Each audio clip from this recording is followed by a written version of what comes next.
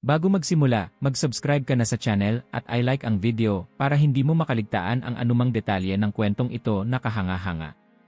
Sa ilalim ng malamlam na liwanag ng buwan, nakaupo si Gabriel sa lumang upuang kahoy sa gilid ng bintana. Sa kanyang harapan, ang kalmadong paggalaw ng ulan ay tila isang sayaw na walang patid. Ngunit sa kabila ng tahimik na gabi, ang kanyang isipan ay puno ng mga tanong na tila hindi matatahimik. "Kuya, hindi ka pa rin natutulog?" tanong ni Clara, ang nakababatang kapatid ni Gabriel, habang dahan-dahang lumapit bit-bit ang isang tasa ng mainit na tsaa. Nagbuntong hininga si Gabriel. "Clara, naisip mo na ba kung ano ang nangyayari sa atin kapag tapos na ang lahat?"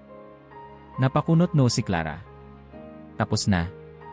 Anong ibig mong sabihin, kuya?" "Kapag namatay tayo," tugon ni Gabriel, ang kanyang boses bahagyang nangangatog. "Saan pupunta ang ating kaluluwa? Mayroon ba talagang buhay pagkatapos ng kamatayan, o natutulog lang tayo hanggang muling pagbuhay?" Napaupo si Clara sa tabi niya, ang kanyang mga mata puno ng interes.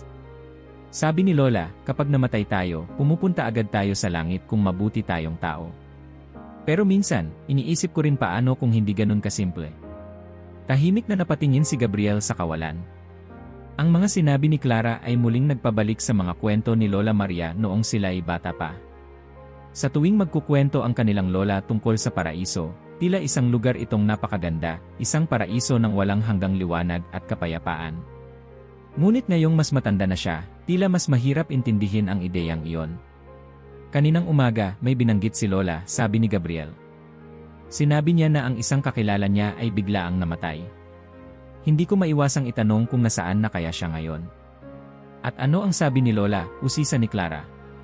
"Sabi niya, nasa Diyos na ang kaluluwa niya," sagot ni Gabriel, ngunit ang kanyang tono ay puno ng alinlangan. "Pero paano kung hindi iyon ang buong kwento?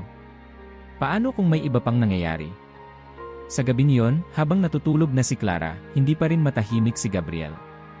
Lumabas siya ng bahay at tumingala sa kalangitan. Ang mga bituin ay tila kumikislap sa kanya, ngunit hindi nito maibsan ang bigat sa kanyang dibdib. Nagdesisyon siyang kunin ang Biblia sa kanilang altar at sinimulang basahin ito sa liwanag ng lampara. Binuklat niya ang pahina ng Lucas 23:43, "Katotohanang sinasabi ko sa iyo, ngayon ay makakasama kita sa paraiso." Ang mga salitang iyon ay tila direktang kumakausap sa kanya. Ang na iyon ay malinaw na nagpapahiwatig na may agarang mangyayari pagkatapos ng kamatayan. Ngunit sa parehong oras, ang bigat ng mga salitang iyon ay tila nagtatanim ng higit pang mga tanong kaysa kasagutan. Sa paglipat niya sa Ecclesiastes 5:5, iba naman ang sinabi, ang mga patay ay wala ng kamalayan. Napailing siya. Paano magtatagpo ang dalawang ideya? Sa isang banda, ang kaluluwa ay tila buhay at may kamalayan pagkatapos ng kamatayan. Sa kabilang banda, sinasabi ng ibang talata na ito ay nasa estado ng kawalang malay. Kinabukasan, habang nag-aalmusal sila ni Clara, muling bumalik ang tanong sa kanyang isipan. Hindi niya napigilang buksan ang usapan. "Clara, may nabasa ako kagabi," sabi niya habang nilalagyan ng kape ang kanyang tasa. "Nabasa?" tanong ni Clara, habang sinasawsaw ang pandesal sa mainit na tsokolate. "Tungkol saan?" "Tungkol sa buhay pagkatapos ng kamatayan," sagot niya. "Sa Lucas, sinabi ni Jesus na makakasama agad ng magnanakaw ang Diyos sa paraiso. Pero sa Ecclesiastes, sinabi naman na ang mga patay ay wala ng kamalayan. Alin kaya ang tama?" Napakunot no si Clara. "Siguro, depende yan sa kung paano mo tinitingnan. Hindi ba ganun ang mga kwento sa Biblia? May iba't ibang interpretasyon." Napabuntong hininga si Gabriel. "Gusto kong malaman kung ano ang totoo." Sa araw na yon, nagpasya si Gabriel na magsaliksik pa. Lumapit siya kay Mang Ramon, ang tagapag-ingat ng maliit na aklatan sa kanilang baryo, na kilala rin sa pagiging masugid na mambabasa ng Biblia. "Gabriel, anong ginagawa mo dito?" bati ni Mang Ramon habang binubuksan ang pintuan ng aklatan. "May gusto po akong malaman," sagot ni Gabriel. "Tungkol sa buhay pagkatapos ng kamatayan." Napangiti si Mang Ramon. Ang tanong na matagal nang sinusubukan sagutin ng maraming tao. "Halika, may mga aklat ako rito na maaaring makatulong." Habang iniabot ni Mang Ramon ang isang makapal na aklat na puno ng komentaryo sa Biblia, sinabi nito, "Gabriel, minsan ang mga sagot ay hindi agad ibinibigay. Pero kung tunay kang naghahanap, makakakita ka ng liwanag." Sa sandaling iyon, naramdaman ni Gabriel ang pag-usbong ng bagong sigla. Hindi niya alam kung saan siya dadalhin ng kanyang paghahanap, ngunit isa lang ang sigurado, hindi siya titigil hanggang sa malaman ang kasagutan. Sa sumunod na mga araw, tila nagbago ang ritmo ng buhay ni Gabriel. Ang dati niyang tahimik na umaga sa veranda ay napalitan ng pagbuklat ng mga pahina ng Biblia at pagsusulat ng mga tala sa isang lumanyang kwaderno. Ang bawat talata ay tila naglalaman ng bahagi ng kasagutan, ngunit sa parehong pagkakataon ay nagdadala rin ng bagong mga tanong. "Kuya, nagtataka talaga ako," sabi ni Clara habang nililigpit ang kanilang almusal. "Bakit mo biglang naisip ang tungkol sa kamatayan at buhay pagkatapos nito?" Hindi kaagad sumagot si Gabriel. Sa halip, tumingin siya sa bintana, tila sinusubukang hanapin ang tamang salita. "Clara, hindi ba ikaw man ay nagtatanong minsan kung ano ang mangyayari sa atin kapag wala na tayo?" "Siyempre, iniisip ko rin yan," sagot ni Clara habang umupo sa tabi niya. "Pero palagi kong sinasabi sa sarili ko na yon ay misteryo na hindi natin kailangang malaman." "Misteryo nga, pero hindi ba ang mga misteryo ay nararapat tuklasin?" tanong ni Gabriel, ang kanyang mga mata puno ng determinasyon. Sa hapon na yon, nagpunta muli si Gabriel sa aklatan ni Mang Ramon. Sa kanyang daladalang kwaderno, isinulat niya ang 2 talatang paulit-ulit na naglalaro sa kanyang isipan. Una, ang Lucas 23:43, "Ngayon ay makakasama kita sa paraiso." Ang simpleng salitang "ngayon" ay tila nagpapahiwatig ng agarang presensya sa langit. Ngunit ang Ecclesiastes 5:5 ay nagbigay ng ibang larawan, ang mga patay ay wala ng kamalayan. Gabriel, ang mga talata ay maaaring magbigay ng iba't ibang interpretasyon depende sa kung paano ito binabasa, paliwanag ni Mang Ramon habang binabasa ang mga tala ni Gabriel. Halimbawa, ang sinabi ni Jesus sa magnanakaw ay maaaring literal, ngunit maaari ring simboliko. "Simboliko?" tanong ni Gabriel, bahagyang naguguluhan. Sagot ni Mang Ramon, "Ang paraiso ay maaaring tumukoy hindi sa isang lugar na pisikal kundi sa estado ng kaluluwa sa piling ng Diyos. Pero, ang Ecclesiastes naman, maaaring nagpapakita ng pananaw ng tao mula sa ilalim ng araw, isang limitadong perspektibo." Habang pauwi si Gabriel, hindi pa rin siya matahimik. Ang usapan nila ni Mang Ramon ay nagbigay ng bagong pananaw, ngunit hindi nito naalis ang kanyang pag-aalinlangan. Sa pagpasok niya sa bahay, nadatnan niya si Clara na nagbabasa ng isang maliit na aklat panrelihiyon. "Clara, saan mo nakuha yan?" tanong niya habang naupo sa tabi ng kanyang kapatid. "Ibinigay ni Lola Maria." "Tungkol din ito sa tanong mo, kuya." Sabi niya, "Basahin ko raw kapag gusto kong maintindihan ang buhay pagkatapos ng kamatayan," sagot ni Clara. Binuksan ni Gabriel ang aklat at nakita niya ang mga kwento ng iba't ibang tao tungkol sa kanilang pananaw sa kaluluwa. Isa sa mga kwento ay tungkol kay Mateo, isang pari na naniniwala sa agarang kamalayan ng kaluluwa matapos ang kamatayan. Ayon kay Mateo, ang mga salitang binitiwan ni Jesus sa krus ay patunay ng walang hanggang presensya ng kaluluwa sa piling ng Diyos. Ngunit sa kabilang pahina, isang pananaw naman ang inilahad ni Elias, isang pastor mula sa kabilang bayan. Naniniwala si Elias na ang kaluluwa ay natutulog, isang estado ng kawalang kamalayan, hanggang sa araw ng muling pagbuhay. "Kuya, alin sa tingin mo ang mas tama?" tanong ni Clara. Napangiti si Gabriel, kahit medyo nabibigatan ang kanyang isipan. "Hindi ko pa alam, Clara. Pero sa tingin ko, mas marami pa akong kailangang malaman bago ko masagot yan." Kinagabihan, muling binuklat ni Gabriel ang Biblia.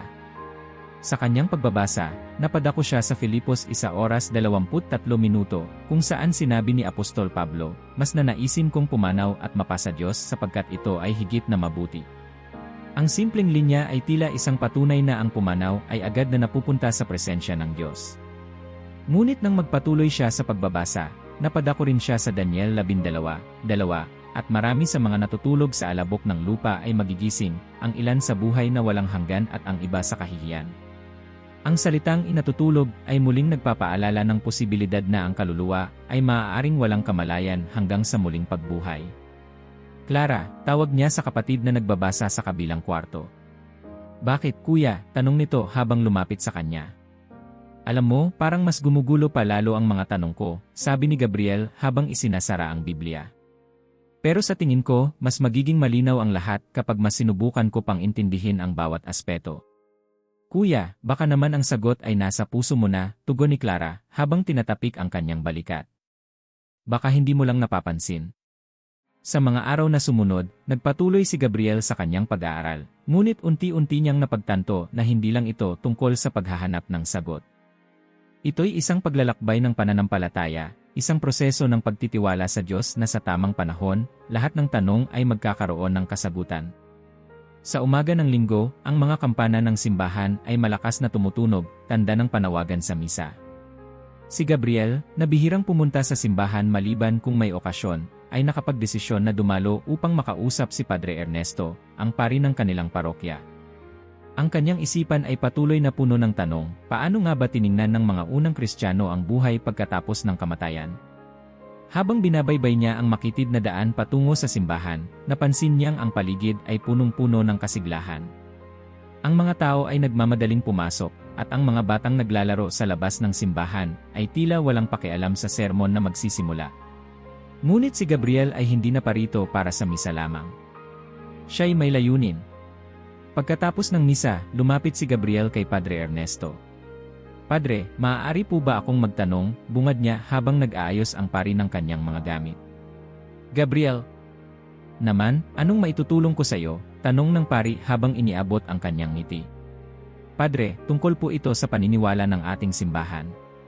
Paano po ba tiningnan ng mga unang Kristiyano ang buhay pagkatapos ng kamatayan? Habang naglalakad sila sa maliit na hardin sa gilid ng simbahan, nagsimula ang pari na magpaliwanag. Alam mo, Gabriel, ang mga unang Kristiyano ay may malalim na pananampalataya sa sinabi ni Jesus tungkol sa paraiso. Ang kanyang pangako sa magnanakaw na nakapako sa krus, ngayon ay makakasama kita sa paraiso, ay isa sa pinakamalalaking batayan ng kanilang paniniwala na ang mga nananampalataya ay mapupunta agad sa presensya ng Diyos pagkatapos ng kamatayan. Ngunit, Padre, tanong ni Gabriel, mayroon din po bang mga naniniwala na ang kaluluwa ay natutulog lamang, gaya ng sinasabi sa ibang bahagi ng Biblia? Tumigil sandali si Padre Ernesto at tumingin sa langit. Gabriel, may ilan sa mga unang Kristiyano na tumingin sa kamatayan bilang isang pagtulog. Sa kanilang paningin, ang muling pagkabuhay sa huling araw ang magiging sandali ng paggising.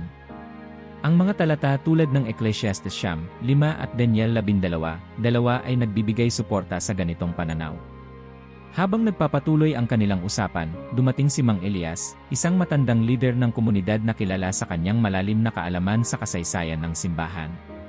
Narinig ko ang pinag-uusapan nyo, sabi ni Mang Elias habang sumali sa kanila. Ang pananaw ng mga unang Kristiyano ay hindi laging magkakatulad. Noong panahon ng mga apostol, naging debate rin ito. Sa katunayan, ang sulat ni Apostol Pablo sa mga taga-Filipos ay nagpapakita ng kanyang personal na pananaw. Nabanggit po ni Padre Ernesto ang Filipos 1:23, sabi ni Gabriel. Na mas nanaisin ni Pablo na pumanaw at mapasa Diyos. Tama ka, tugon ni Mang Elias. Ngunit sa ibang sulat niya, gaya ng 1 Tesalonica 4:13, malinaw niyang sinabi na ang mga namatay kay Kristo ay bubuhayin sa huling araw. Kaya't mayroong tensyon, isang pagkakaiba sa kung paano ito tinitingnan ng iba't ibang grupo. Sa bahay, habang nagmumuni-muni si Gabriel sa kanilang pinag-usapan, hindi niya mapigilang tanungin ang sarili, paano kaya kung parehas itong tama? Ang ideya na ang kaluluwa ay maaaring nasa presensya ng Diyos, ngunit naghihintay pa rin ng huling pagkabuhay ay tila nagbibigay ng mas malawak na perspektibo. Kinabukasan, naghanap si Gabriel ng mga lumang dokumento sa kanilang baryo na maaaring magbigay liwanag. Sa tulong ni Mang Ramon, natagpuan niya ang isang luma at kupas na aklat na naglalaman ng mga turo ng mga unang Kristiyano. Sa loob nito, natuklasan niya ang isang bahagi ng paniniwala ng mga sinaunang simbahan sa Alexandria, na nagsasabing ang kaluluwa ay nabubuhay pagkatapos ng kamatayan, ngunit nasa isang estado ng paghahanda para sa muling pagkabuhay. Habang binabasa ni Gabriel ang mga salaysay, tila nagkaroon siya ng kakaibang pakiramdam. Marahil, hindi lang ito usapin ng alin ang tama. Siguro, bahagi ng paglalakbay ang pagtuklas sa iba't ibang aspeto ng pananampalataya. Sa hapon, habang nagkukwentuhan sila ni Clara sa ilalim ng puno ng mangga, binanggit niya ang natuklasan. Clara, alam mo ba, parang lahat ng ito ay nagtuturo sa isang layunin. Ano yon, kuya? Tanong ni Clara habang kumakagat ng piraso ng hinog na mangga. Na ang buhay pagkatapos ng kamatayan ay hindi lang tungkol sa kung nasaan tayo. Ito rin ay tungkol sa kung paano natin inihahanda ang ating sarili ngayon, sagot ni Gabriel. Ang paniniwala ng mga unang Kristiyano, kahit magkaiba, ay nagkakaisa sa pananampalataya kay Kristo. Marahil iyon ang mas mahalaga. Napangiti si Clara. Siguro nga, kuya. Pero huwag mo pa ring tigilan ang iyong paghahanap. Ang bawat sagot na nakikita mo ay maaaring magdala sa iyo ng mas malalim na pagkaunawa. Sa ilalim ng matinding sikat ng araw, naupo si Gabriel sa lilim ng isang malaking puno sa tapat ng aklatan. Bitbit niya ang makapal na Biblia na may mga marka ng pahina at isang notebook na puno ng kanyang mga tala. Ang usapan nila ni Padre Ernesto at Mang Elias ay nagbigay sa kanya ng panibagong pananaw, ngunit tila may hindi pa rin malinaw. Ang ideya ng pagtulog ng kaluluwa ay paulit-ulit na bumabalik sa kanyang isipan. Gabriel, ano na naman ang pinagkakaabalahan mo? Bati ni Mang Ramon na kararating lamang mula sa pamilihan. Kuya Ramon, sa palagay mo ba, tama ang sinasabi ng Ecclesiastes na ang mga patay ay wala ng kamalayan? Tanong ni Gabriel habang itinaas ang isang pahina ng kanyang mga tala. Ang Ecclesiastes ay nagmula sa pananaw ng tao, paliwanag ni Mang Ramon habang nagbababa ng kanyang mga dalang gulay. Pero mahalaga rin itong intindihin. Halika, may ipapakita ako sa iyo. Dinala siya ni Mang Ramon sa likod ng aklatan, kung saan may nakaimbak na mga luma at alikabok na aklat. Isa rito ang may pamagat na mga metapora sa Biblia. Binuklat ito ni Mang Ramon sa bahagi kung saan tinalakay ang paggamit ng salitang pagtulog sa konteksto ng kamatayan. Gabriel, pansin mo ba na sa Daniel 12:2, sinabi ang ganito, at marami sa mga natutulog sa alabok ng lupa ay magigising, ang ilan sa buhay na walang hanggan, at ang iba sa kahihiyan, binasa ni Mang Ramon. Ang pagtulog dito ay simbolo ng pansamantalang estado. Napaisip si Gabriel. Pero, bakit ginamit ang salitang natutulog? Hindi kaya literal iyon? Maaaring simboliko, maaaring literal, sagot ni Mang Ramon. Ngunit kung ito'y literal, hindi ibig sabihin na ang kaluluwa ay nawawala. Ibig lang sabihin, ito ay nasa isang estado ng paghihintay. Sa gabing iyon, habang binabasa ni Gabriel ang bahagi ng Juan 11, natagpuan niya ang kwento ni Lazaro. Sinabi ni Jesus, si Lazaro ay natutulog. Ngunit ang pagtulog pala ay tumutukoy sa kamatayan. Pinikit ni Gabriel ang kanyang mga mata at sinubukang intindihin ang kahulugan nito. Clara, tawag niya sa kapatid na nagbabasa ng aklat sa kabilang kwarto. Bakit, kuya? Tanong ni Clara habang dumudungaw sa pinto. May nabasa ako tungkol kay Lazaro. Sinabi ni Jesus na siya ay natutulog pero alam nating namatay siya. Ano kaya ang ibig sabihin nito? Mukhang parang sinasabi lang ni Jesus na pansamantala lang ang kamatayan ni Lazaro, sagot ni Clara. Parang hindi iyon permanente. Napangiti si Gabriel. Tama ka. Siguro nga, ang pagtulog ay nagsisimbolo ng pansamantalang estado. Pero paano ang kaluluwa sa panahong iyon? Natutulog din kaya ito? Hindi ba sinabi ni Lola Maria na ang kaluluwa ay isang bahagi ng Diyos, sagot ni Clara. Siguro, hindi natutulog ang Diyos, kaya hindi rin natutulog ang kaluluwa. Kinabukasan, nagpasya si Gabriel na kausapin ang ilan sa mga matatanda sa baryo. Una niyang nilapitan si Aling Rosa, ang tagapagturo ng katekismo sa simbahan. Aling Rosa, ano po ang opinyon ninyo tungkol sa pagtulog ng kaluluwa? Tanong niya. Gabriel, ang pagtulog ay hindi kawalan ng buhay, paliwanag ni Aling Rosa habang inaayos ang mga dahon ng kanilang halaman. Sa halip, ito'y isang pagkakataon ng kapahingahan. Ayon sa Biblia, sa araw ng muling pagkabuhay, ang lahat ng natutulog ay gigising upang humarap sa Diyos. Pero, Aling Rosa, tanong muli ni Gabriel, paano kung totoo ngang walang kamalayan ang kaluluwa? Ano ang silbi ng panalangin para sa mga yumao? Huwag mong kalimutang ang Diyos ay hindi limitado ng oras, sagot ni Aling Rosa. Kahit natutulog ang kaluluwa sa ating pananaw, ito ay buhay sa Kanya. Ang panalangin natin ay isang paraan ng pagpapakita ng ating pananampalataya na Siya ang bahala sa lahat. Habang papauwi si Gabriel, mas lalong tumitimbang ang mga ideya sa kanyang isipan. Ang pagtulog ng kaluluwa ay maaaring simboliko, ngunit para sa iba, ito'y isang mahalagang paniniwala. Napansin niya ang pagbabago sa paraan ng kanyang pagtingin sa mga talata, mula sa pagiging literal tungo sa mas malalim na interpretasyon. Sa kanyang pag-upo sa veranda, sinimulan niyang isulat sa kanyang notebook, ang pagtulog ng kaluluwa ay tila tulad ng ating pagkakatulog tuwing gabi. Hindi natin alam kung anong nangyayari sa mundo sa panahong iyon, ngunit tayo'y tiyak na gigising muli. Habang binabasa niya ito, naramdaman niyang unti-unti niyang nauunawaan na marahil, ang misteryo ng pagtulog ng kaluluwa ay hindi dapat maging hadlang sa pananampalataya. Sa halip, ito'y isa pang patunay ng katiyakan ng muling pagkabuhay. Habang unti-unting lumilinaw kay Gabriel ang iba't ibang interpretasyon sa Biblia, naramdaman niyang kailangang mas lumalim pa ang kanyang kaalaman. Napansin niyang ang bawat pananaw ay may pundasyon sa teolohiya, ngunit ang kasaysayan nito ay tila masalimuot. Sa tulong ni Mang Ramon, nagsimula siyang magsaliksik sa mga makasaysayang debate ng simbahan. Gabriel, kung talagang gusto mong intindihin ang magkakaibang pananaw, dapat mong aralin ang kasaysayan ng simbahan, sabi ni Mang Ramon habang binubuksan ang isang lumang kaban na puno ng mga aklat. Ano po ang ibig ninyong sabihin? Tanong ni Gabriel habang inilalabas ni Mang Ramon ang isang aklat na may pamagat na ang pananampalatayang Kristiyano sa paglipas ng panahon. Ang mga debate tungkol sa estado ng kaluluwa pagkatapos ng kamatayan ay hindi bago, paliwanag ni Mang Ramon. Mula pa noong panahon ng mga unang Kristiyano, nagkaroon na ng pagtatalo tungkol dito. Sa katunayan, noong ika-4 na siglo, naging sentro ng diskusyon ito sa mga konsilyo ng simbahan. Sa kanyang pagbabasa, natuklasan ni Gabriel ang tungkol sa debate sa pagitan ng dalawang grupo, ang mga naniniwala sa agarang presensya ng kaluluwa sa Diyos pagkatapos ng kamatayan at ang mga naniniwala sa tinatawag na soul sleep. Ang mga tagasunod ni Origen, isang teologong Kristiyano noong ika-3 siglo, ay nagtuturo ng espiritual na estado ng kaluluwa sa pagitan ng kamatayan at muling pagkabuhay. Samantala, ang mga kabilang sa grupo ni Tertullian ay naniniwala sa agarang paghatol sa sandaling mamatay ang tao. Habang binabasa ni Gabriel ang talambuhay ni Origen, napahanga siya sa lalim ng pananampalataya at karunungan ng teologo. Ngunit hindi rin niya maikakaila ang argumento ni Tertullian na binigyang diin ang hustisya ng Diyos na agad na hatulan ang kaluluwa. Isang gabi, habang nagbabasa siya sa ilalim ng liwanag ng lampara, pumasok si Clara sa kwarto dala ang isang tasa ng kape. "Kuya, hindi ka pa natutulog? Maghahating gabi na." "Hindi pa, Clara," sagot ni Gabriel habang iniaabot ang isang aklat kay Clara. "Tingnan mo ito. Ang daming iba't ibang pananaw tungkol sa kaluluwa. Nakakalito pero napakainam pag-isipan. Alin dito ang pinaka-interesante para sa'yo?" tanong ni Clara habang binuklat ang aklat. "Siguro itong sinabi ni Tertullian," tugon ni Gabriel.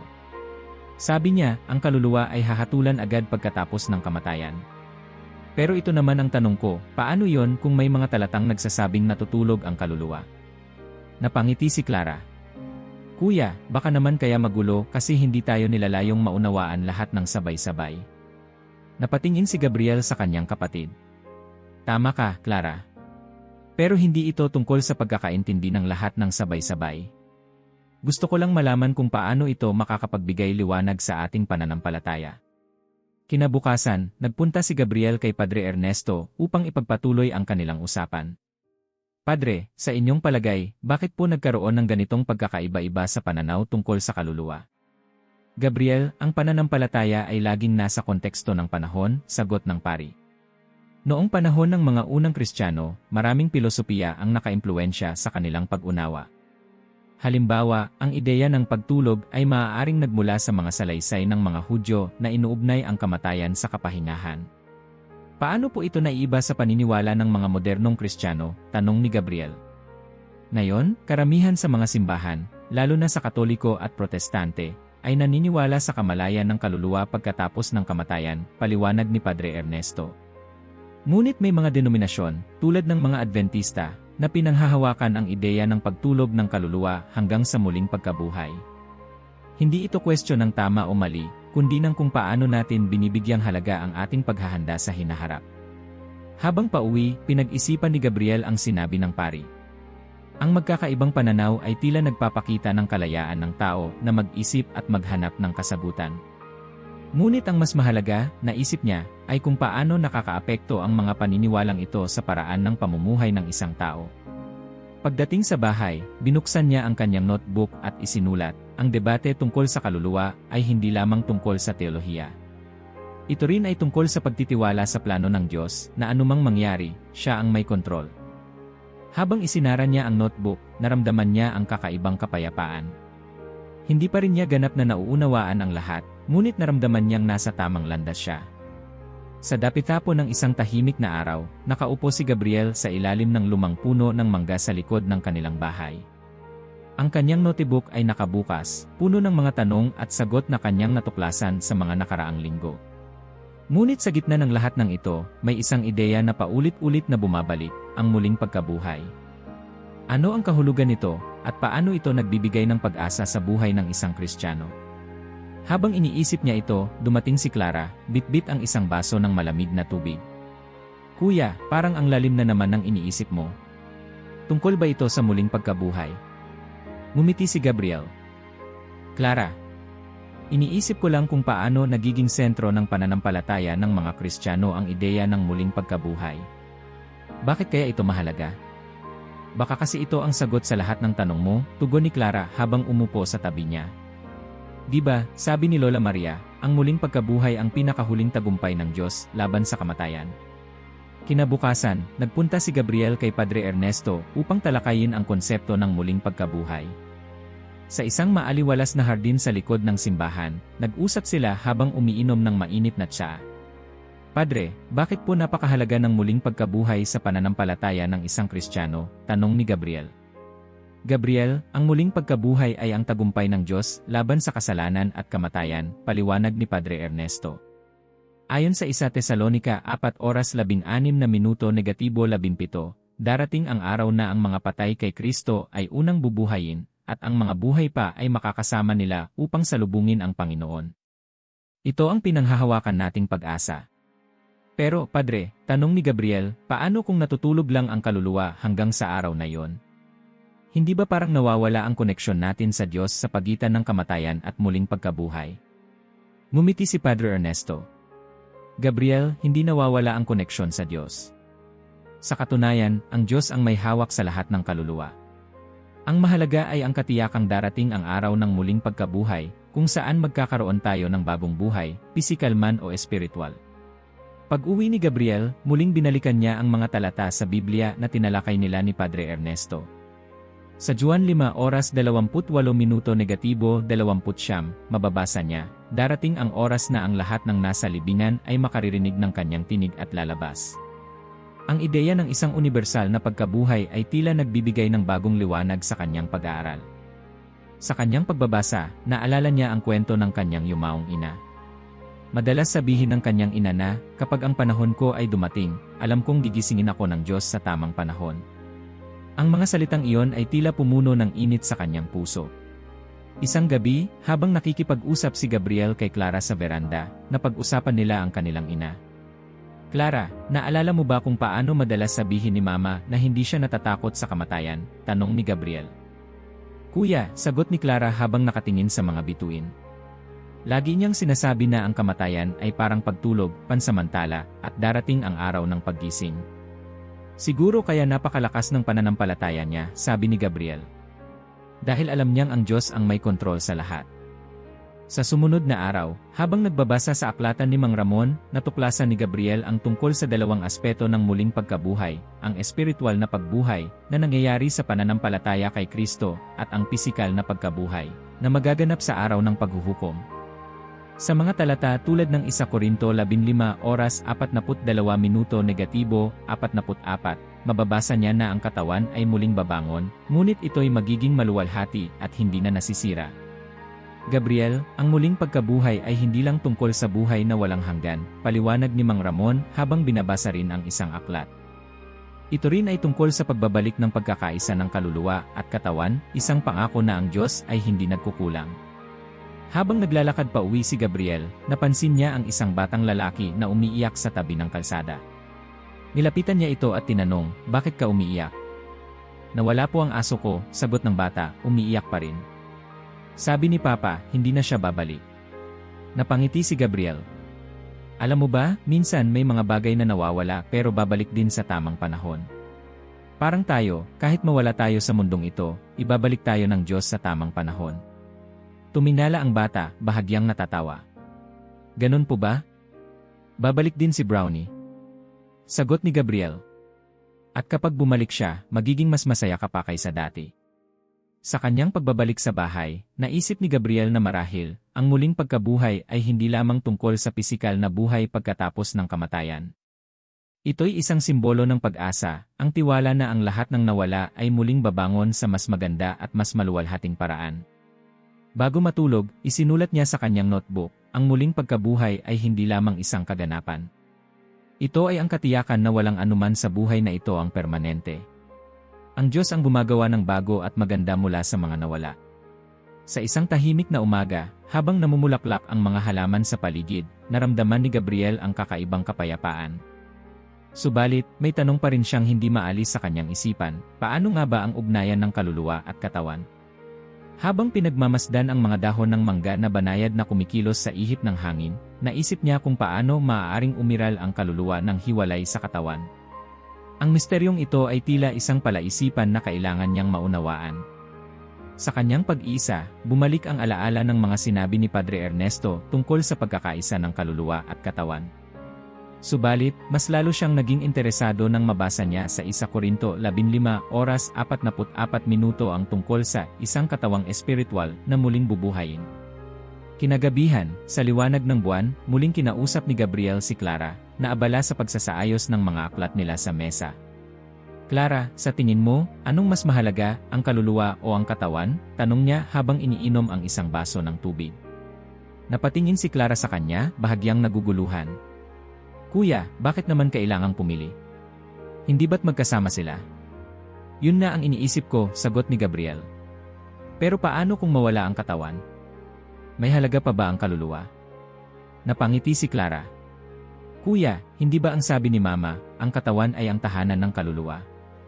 Kapag wala ito, parang nawawala rin ang koneksyon natin sa mundo. Napatango si Gabriel. Pero paano naman ang sinasabi sa Biblia tungkol sa katawang espiritual? Ano kaya ang ibig sabihin nito? Kinabukasan, nagdesisyon si Gabriel na bumalik kay Mang Ramon upang talakayin ang ideya ng pagkakaisa ng kaluluwa at katawan. Sa isang lumang aklat, nakita nila ang bahagi ng turo ng mga sinaunang Kristiyano na ang katawan at kaluluwa ay hindi maaaring maghiwalay ng tuluyan. Gabriel, tignan mo ito, sabi ni Mang Ramon habang itinuturo ang isang linya sa aklat. Sinasabi dito na ang katawan ay pisikal na anyo, ngunit ito'y isang kasangkapan lamang ng kaluluwa. Sa muling pagkabuhay, ito'y babaguhin upang umayon sa kalikasan ng Diyos. Parang sinasabi po nito na ang katawan ay mahalaga, pero mas mahalaga ang kaluluwa, una ni Gabriel. Tama ka, sagot ni Mang Ramon. Ngunit ang kaluluwa, kahit mahalaga, ay hindi kumpleto kung walang katawan. Kaya't sa muling pagkabuhay, ang Diyos ay magbibigay ng bagong anyo na mas maluwalhati.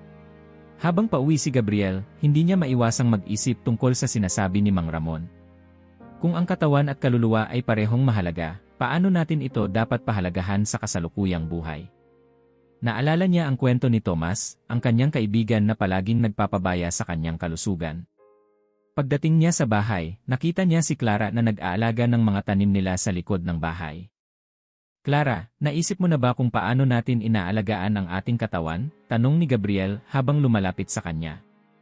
Naman kuya, sagot ni Clara.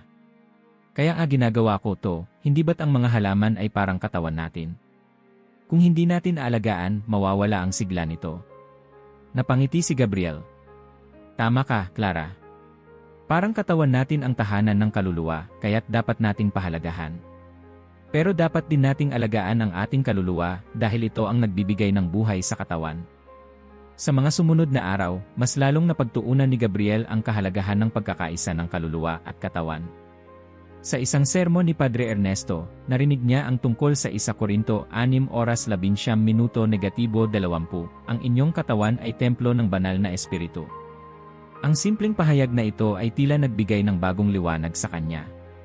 Habang binubuo niya ang kanyang notebook, isinulat niya, ang katawan ay pisikal na tahanan, ngunit ang kaluluwa ang tunay na koneksyon sa Diyos.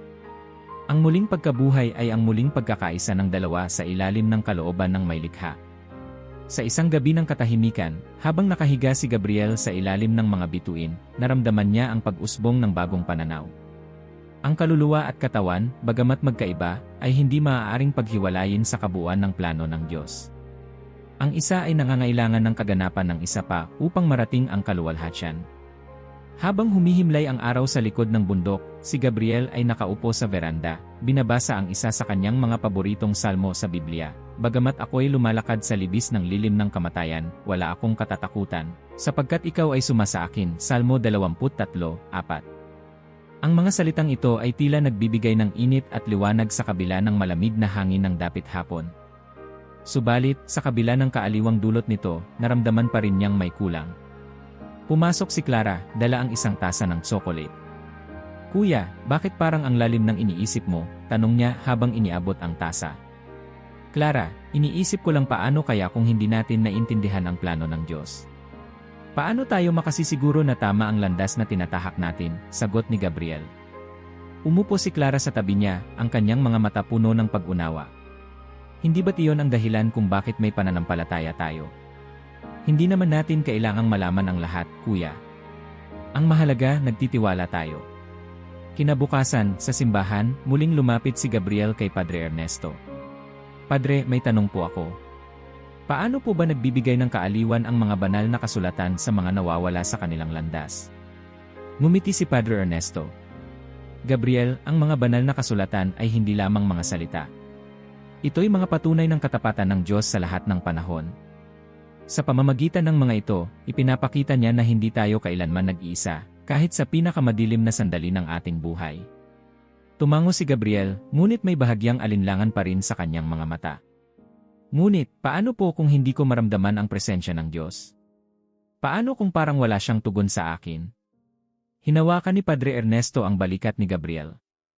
"Gabriel, may mga sandaling tila tahimik ang Diyos, ngunit sa katotohanan, siya'y gumagawa ng paraan na higit sa ating nauunawaan.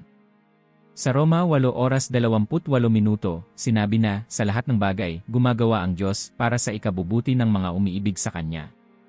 Hindi man natin makita agad, ang plano niya ay laging para sa ating ikabubuti." Pag-uwi ni Gabriel, binalikan niya ang mga salitang iyon. Binuksan niya ang kanyang Biblia at muling binasa ang Roma 8:28. Sa pag-aaral niya ng mga talata, naisip niya ang mga panahon sa kanyang buhay na akala niya'y wala ng pag-asa. Ngunit, sa bawat pagkakataon, tila may palaging nagbubukas na bagong daan. "Clara," tawag niya sa kapatid na abala sa kusina. "Ano yon, kuya?" sagot ni Clara habang nag-aayos ng mga gamit. "Naalala mo ba nang mamatay si Mama? Pakiramdam ko noon, wala nang saysay ang lahat.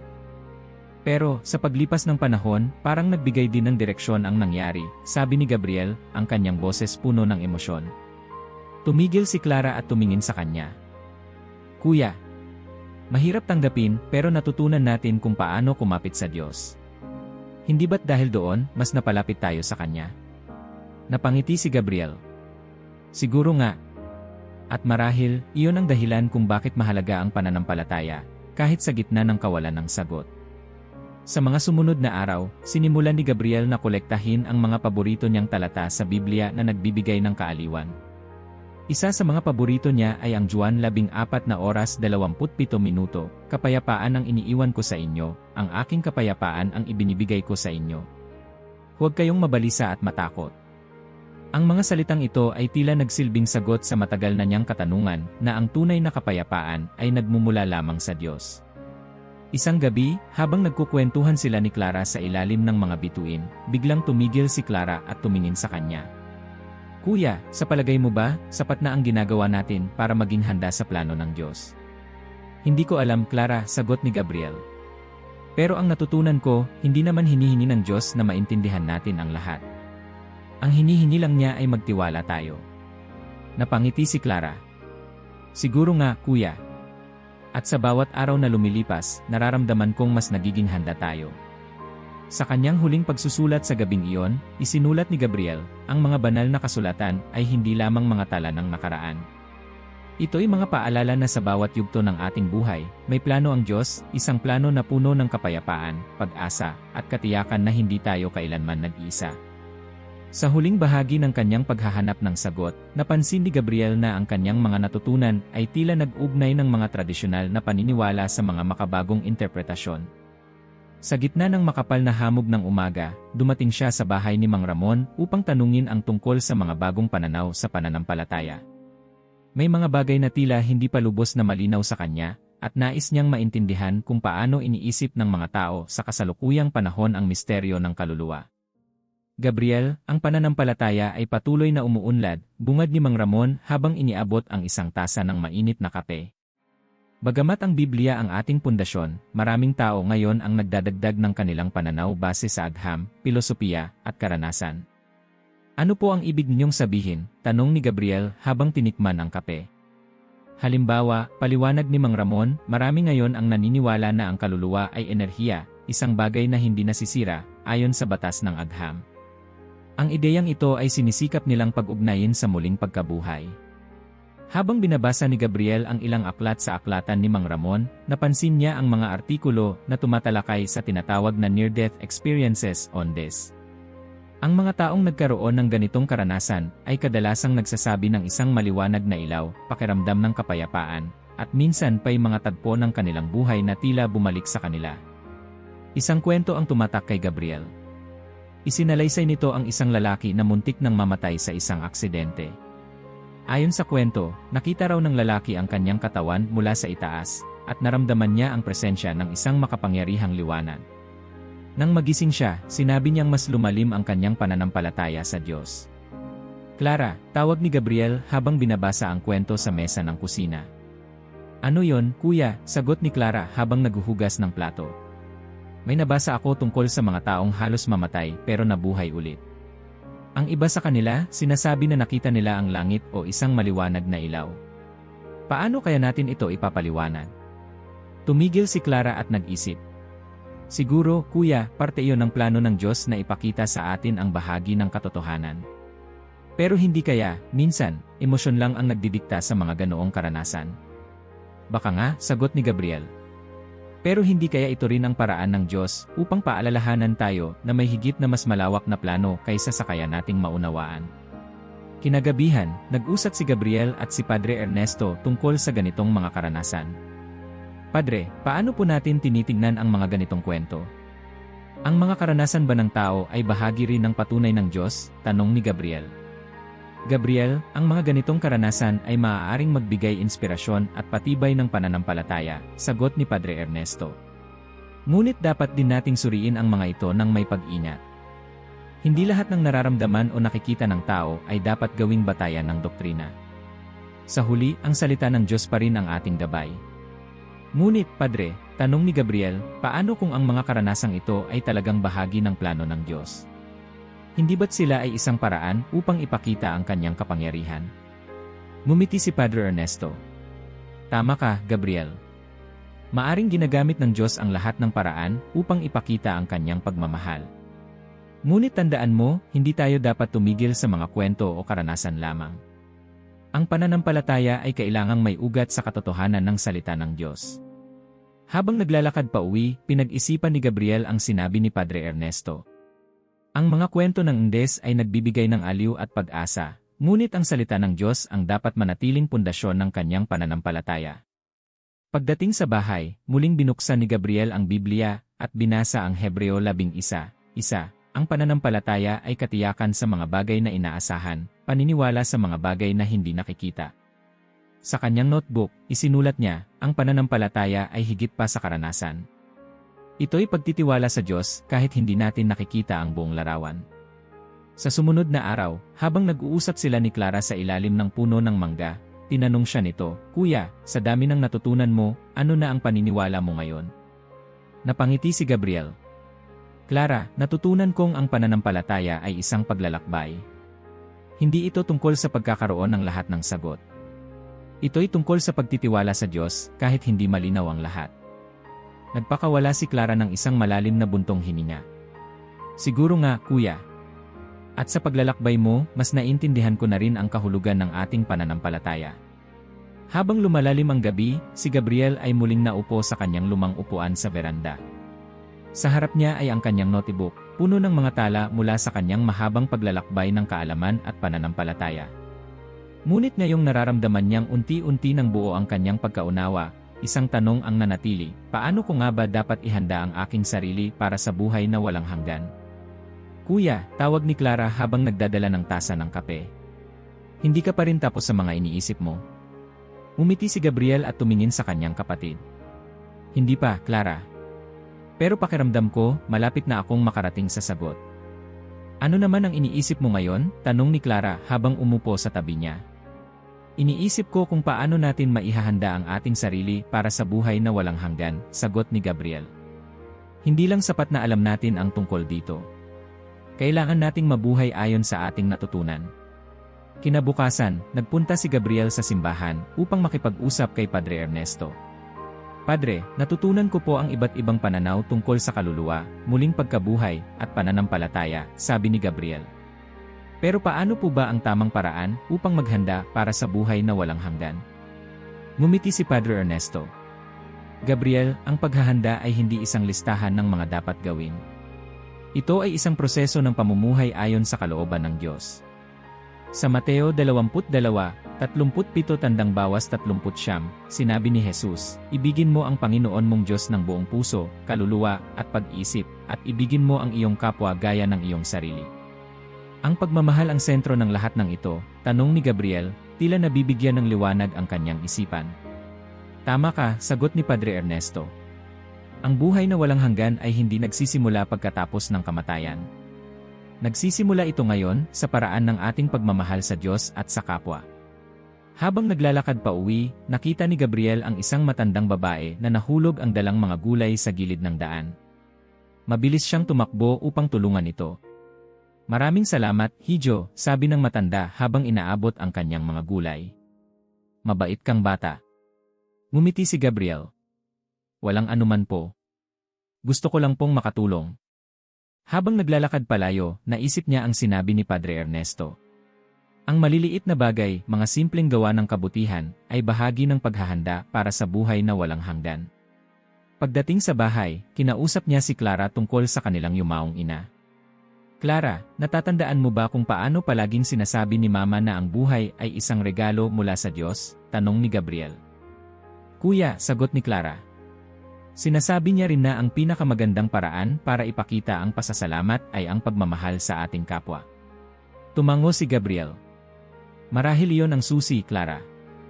Hindi sapat na intindihin ang misteryo ng kaluluwa o muling pagkabuhay. Ang mahalaga ay kung paano natin isinasabuhay ang ating pananampalataya. Sa hapon na yon, habang nagdarasal sa ilalim ng puno ng mangga, naalala ni Gabriel ang isa sa kanyang mga paboritong talata, Ako ang daan, ang katotohanan, at ang buhay. Walang makalalapit sa Ama kundi sa pamamagitan ko, Juan 14:6.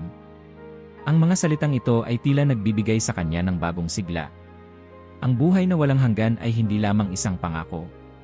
Ito'y isang relasyon kay Kristo. Sa gabing iyon, isinulat niya sa kanyang notebook, ang paghahanda para sa buhay na walang hanggan ay hindi isang layunin na natatapos. Ito ay isang patuloy na paglalakbay ng pananampalataya, pagmamahal, at pagtitiwala sa Diyos. Kinabukasan, habang nag-aalmusal sila ni Clara, sinabi nito, Kuya, sa tingin mo ba, handa ka na? Ngumiti si Gabriel. Clara, hindi ko alam kung kailan ko masasabing handa na ako. Pero ang sigurado, araw-araw akong lalapit sa Diyos. At kung dumating man ang araw na yon, alam kong hindi ako nag-isa. Tumango si Clara, ang kanyang mga mata puno ng pag-asa. Tama ka, Kuya. Sa bawat hakbang, kasama natin ang Diyos. Habang humihimlay ang araw sa huling pagkakataon ng linggong iyon, si Gabriel ay naupo sa ilalim ng mangga, hawak ang kanyang Biblia. Sa bawat pahina, naramdaman niya ang kapayapaan na matagal na niyang hinahanap. Alam niyang ang kanyang paglalakbay ay hindi pa tapos, ngunit sa kalooban niya, natagpuan niya ang sagot, ang buhay na walang hanggan ay hindi tungkol sa hinaharap. Ito'y tungkol sa kung paano natin isinasabuhay ang ating pananampalataya ngayon. Wakas. Kung nakaabot ka hanggang dulo ng video na ito, mag-iwan ng komento gamit ang salitang pag-asa. Gusto naming malaman kung sino ang tunay na sumabay sa buong paglalakbay natin at nagninilay kasama namin. Mahalaga ang iyong partisipasyon para sa amin.